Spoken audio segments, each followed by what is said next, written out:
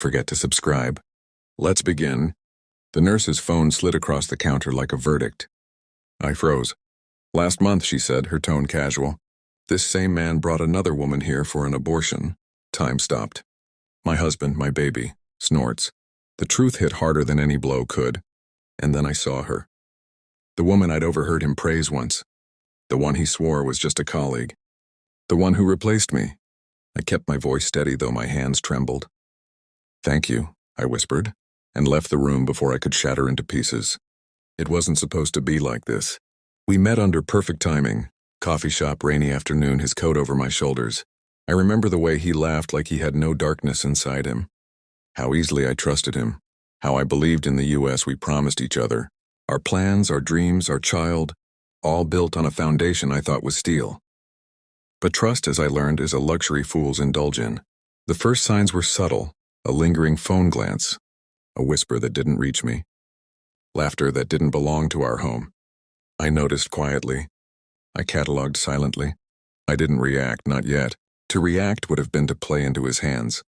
I wanted certainty, not suspicion. And then I had it. Messages he thought he deleted. Photos he believed hidden. Names scribbled on receipts. Little things that added up to one horrifying whole. Each revelation was a blade, but I controlled the bleeding. I didn't scream. I didn't accuse. I planned.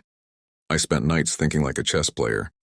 Every step he had taken left a mark, and I traced them with meticulous care. I calculated my moves, financial, social, emotional. Every interaction, every conversation became a weapon. I started small. A legal review. A careful conversation with our lawyer disguised as casual curiosity. I learned the weaknesses, the contracts, the accounts he thought I didn't notice. Then I began placing subtle pressures. Calls from the right people at the right time.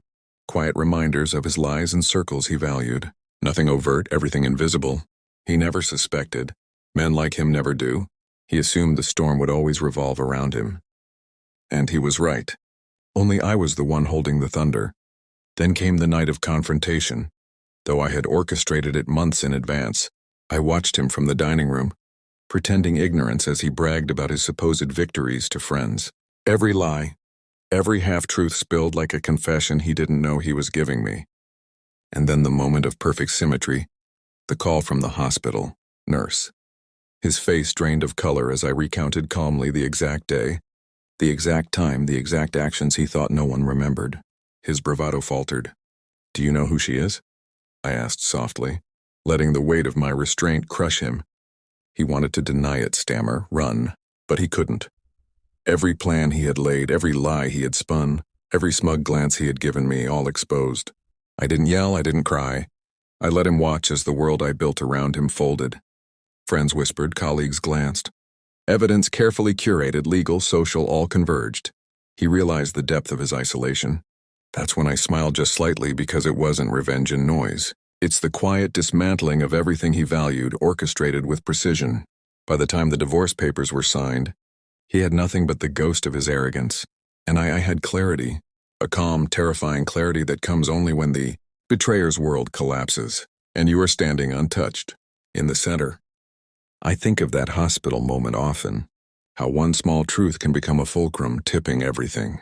He believed he could hurt me with betrayal. I proved that betrayal when met with strategy. Intelligence and patience can become your own weapon. I carry no hatred now. Only understanding, only power, only the quiet knowledge that some people mistake silence for weakness, never realizing that silence is where the storm is born. He will rebuild eventually, but he will never feel untouchable again. Not with me, not ever. And as I watch my child grow untainted by his lies, I realize the final truth. The greatest revenge isn't humiliation. It's freedom. And I am free. Thank you for watching. Subscribe